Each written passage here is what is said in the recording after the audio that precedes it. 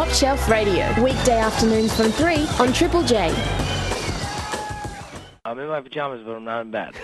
Can I ask a personal question? What kind of PJs do you wear? Let's see. Actually, right now I have a Christmas sweater on, and I'm wearing these pants that have cowboys all over. You're getting in the Christmas mood already, Gerard. A little bit. Big year for you and your band, 2006. Best and worst moments for you? Best and worst? I don't think there was anything that was a worst moment. Oh, come on, Gerard. I'm being straight. You sure? Like, I don't know, man. I didn't get enough sleep. Is that so bad? Yeah.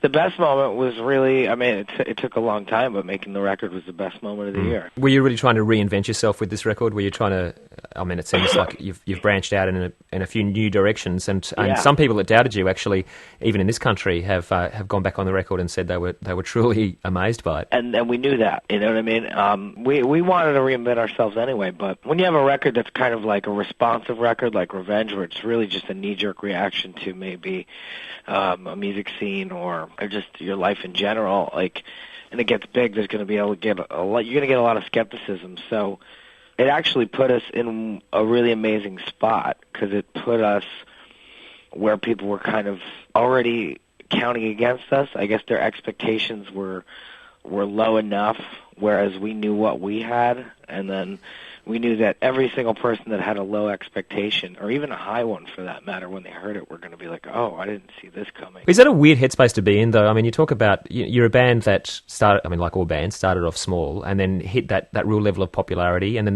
there was, in certain parts of the music sphere around the globe, there was some backlash to what you guys did. Is it hard not to take that personally sometimes when that sort of stuff happens? I think at first, you got to just learn.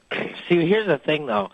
A lot of people don't normally know about this band is that we had a hard time when we were in a van, like playing basements. Like, this band's never had it easy. What was the hard time when you were playing out of a car? We didn't fit in. You know, when we were playing back in the beginning, like, we faced a lot of exclusion and a lot of, you know, people were not really accepting of us because we were flamboyant and because there was a showmanship to it. The actual sound, too.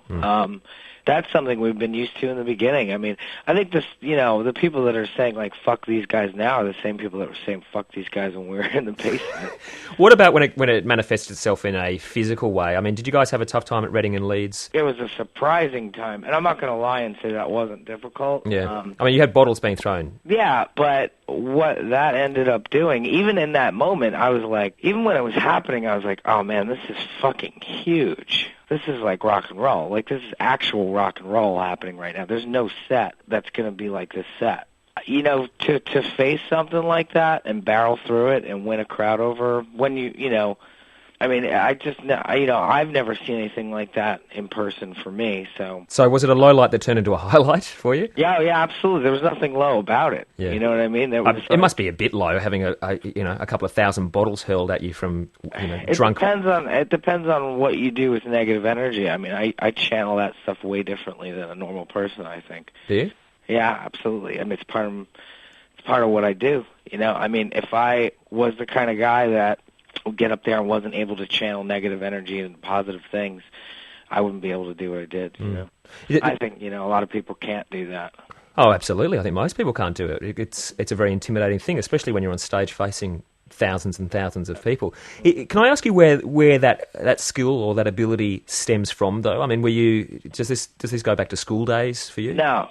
It solely, seriously has to do with self-belief because of the band. And the band was really an awakening thing for me. Like, it really brought me out of my shell, and it gave me abilities that I didn't have before being in this band. So what were you like at school then? I was invisible. I was just kind of kid in the back of the class, drawing, not paying attention. I couldn't really channel stuff like that, like negative attention into positive attention.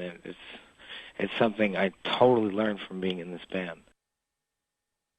Is emo a dirty word for you? I think it's relevant to us because it's what they're calling music today that young people are listening to. So I believe it's a relevant term, but it's not an accurate one. I know this from touring in the beginning. If people were around back then, when we had started as a band, they would know for total, fact of the matter is that not only were we not emo, we didn't fit into a fault.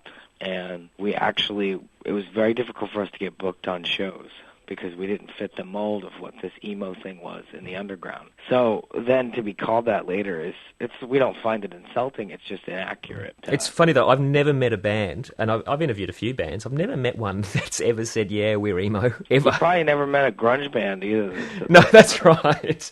So where do these bloody terminologies come from? I think everybody really wants to be in a rock and roll band because ultimately that's what you are is a rock and roll band. You guys spend a lot of time on your image, the way that you present yourselves, not just on stage, but on your T-shirts and on your videos and on your album covers. And from what I understand, that you personally put a lot of time and effort into what goes on there, and you've come from an art school background. Mm-hmm. Does it ever get in the way, though? Do you ever find it, moving in a direction that you can't control, or that it comes back at you, or is just taking too much focus? No, actually, I find that everything that I've used from my art background has only been a benefit. And obviously, you have to pull in the reins sometimes. But there's nothing that I feel that I can't do with this band, and that's 2-3 records from now. I expect even the next one to be vastly different looking, like a completely different animal again. And I think everything that I brought to the band from before the band was a benefit. I wanted to ask you about an interview that you did. My Chemical Romance, obviously, sort of published all over the world. But on a couple of interviews I've read from you, you said that the band was born out of failure in a lot of ways. In a lot of ways, that's why I think it was a success. Is because Toro and I had failed a lot.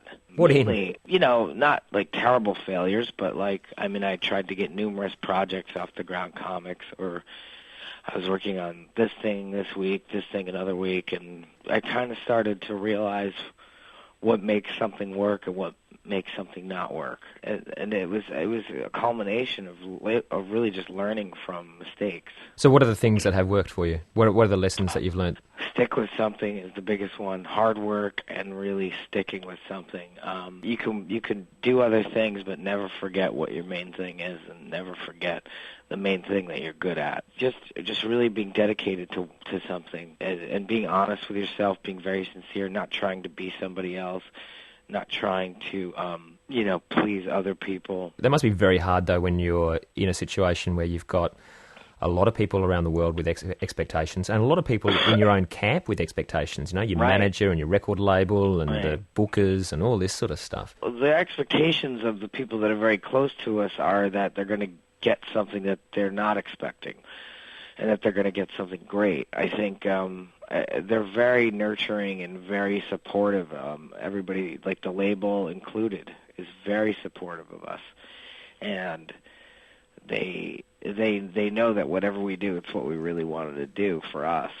So, and that the sincerity is going to outweigh any negative attached to that. I understand you got attacked by birds once. I did. What happened? I was in San Francisco at a hotel, and I got attacked by these black birds. It was pretty crazy. It was at this hotel called the Phoenix, I think, and they had these like little trees, and then I just felt like something hit my head, and then I touched my head, and there was blood, and I was like, oh my God. And I'd gotten attacked by birds. More of that started happening. It's a real Hitchcock moment for you. It was pretty crazy. Top Shelf Radio.